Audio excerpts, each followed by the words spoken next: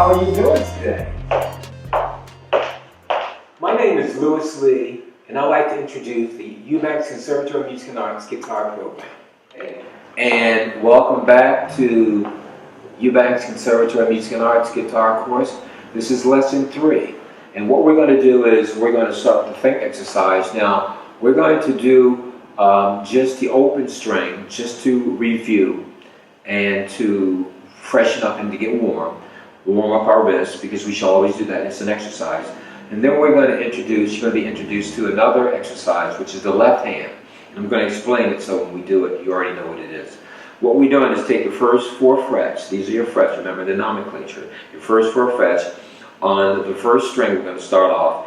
And you're going to place your fingers on the first 4 frets, 1, 2, 3, 4, respectively, where you have them lined up. Now when you line up your fingers, try to make sure they're in the middle of the fret. This is in the book too. You want to line it up, and if you look at your book, if you turn the page, excuse me, you turn the page,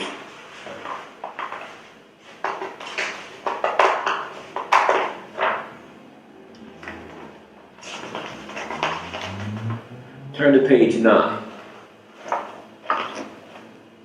Okay, if you turn to page 9, it shows you how to line up your fingers.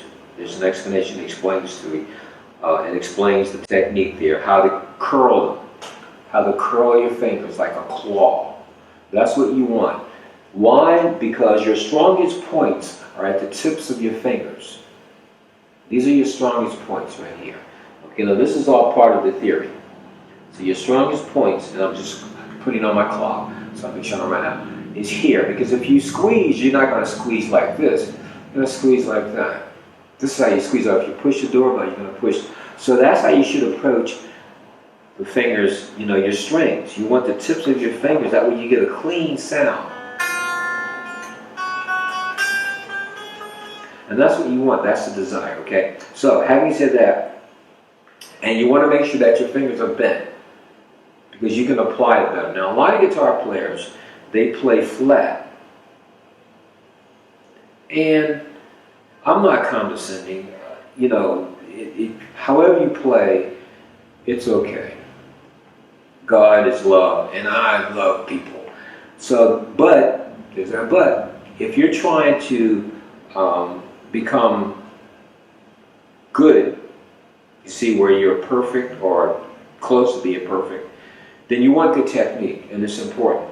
And with this, if you play like that, they have problems reading. And we read. That's what this is. This is literacy. You're going to learn how to read. And your technique, if you have to play one note, this C sharp, this C note, and play that E, you're going to have to make sure that your tip of the finger is playing that C, because you're playing that E note under it. Or if you want to play that G above it.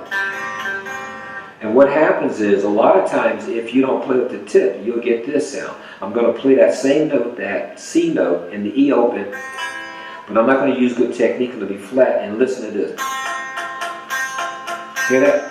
I can't hear it, because I'm not using good technique.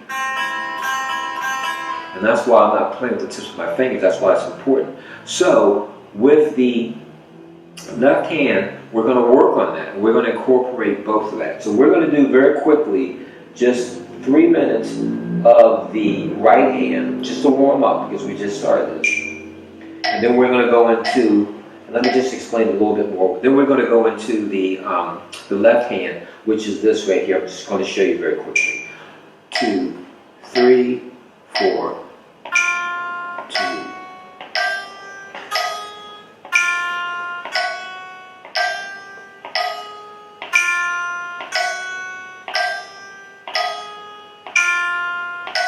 Now, something else I forgot to cover, and it's in the book, on page 9, right here, okay?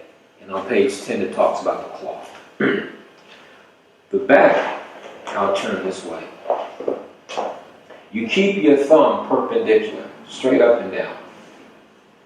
Do not bend the thumb, because then you're using your muscles and it's excessive. Now you want the thumb to be relaxed. Okay, and you want to keep it in the center. Some guitars that are really nice, they have a line here where the wood, this guitar doesn't. It's really a nice guitar, and I thank God for it. But this guitar here doesn't have any line, but you want to have an imaginary line, that's where your thumb is. And it adjusts, it fluctuates, it goes up, goes down. It depends, it follows your fingers, okay? And that's in the book too. Just wanted to cover that very quickly, because that's important. So you want to make sure that your thumb is behind the neck and it supports the front strings. And there's a quick story.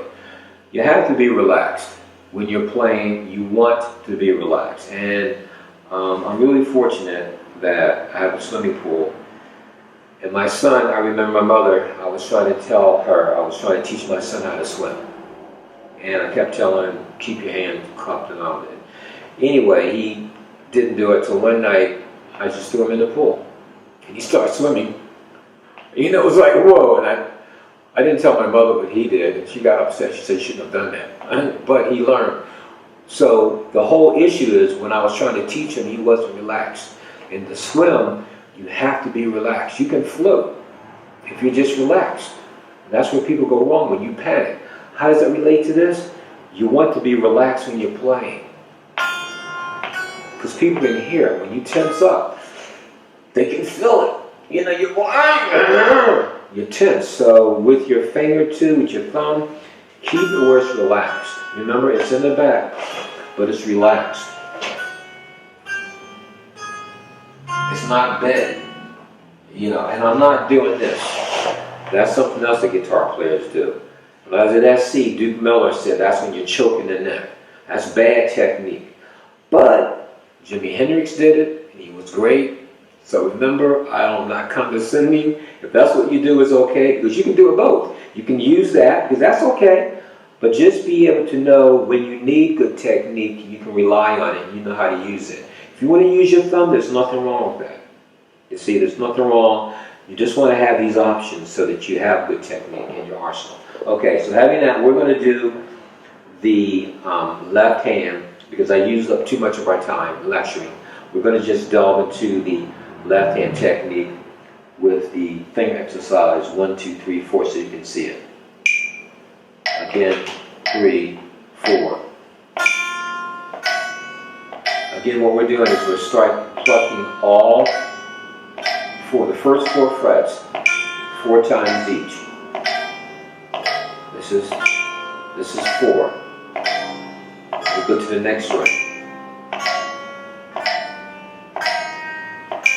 Now remember, look at how I'm keeping my fingers down. This is good technique. I'm keeping my fingers, I call it planted. I go to the next string. I'm not doing this. I don't know how that looks, but that's not what I'm doing. No, I'm not doing that. I'm keeping my fingers planted. Because the notes, they resonate more. And it looks better, and it's easier. When I go to the next string, and I'll talk about that later on in the lesson. 3, 4, 1, 2, 3, 4. Now you notice each time I'm playing this, I could be talking, and I know what I've done 4 times. That's because of practicing so hard and listening. I know when I've done 4 times, I don't have to count. I can just feel it. If I had to do 6, I know when I've done 6. That's why it's so important to practice with a metronome. If you practice with the metronome, it becomes something that is inside of you, instinctive. You work on instinct. You can just feel it. I can feel it. I've already done it 4 times. Let's go to the next string, even though I'm talking. And if you're following me, you know that I've done it 4 times. This is 1. This is 2. This is 3. 3, 2, 3, 4. 4, 2, 3, 4. Again, remember the exercise. Just pluck all 6 strings on the first 4 frets 4 times each.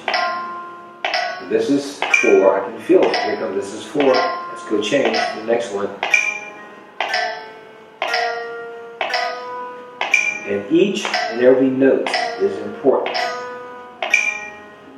It's like singing. Each and every note. That's why I'm using the tips of my fingers. And I'm keeping them down so it helps to resonate.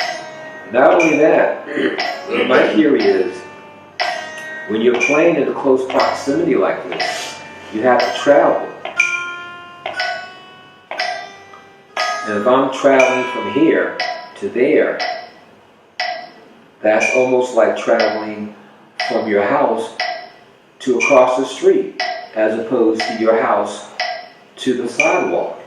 The distance, the proximity is the same. So traveling here is across the street, but here is the sidewalk.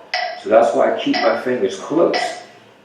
So when I'm playing, I can play fast and it's clean. So I keep them close because I want them to be ready to pluck. I'm not coming from here because I have to travel that distance and come back, you see. So you want to make sure that when you're doing the exercise, you keep all of these points in mind. Remember, review this because this will give you good technique, and that's our objective. Remember, good technique. And that concludes this portion of our lesson. Thank you so much.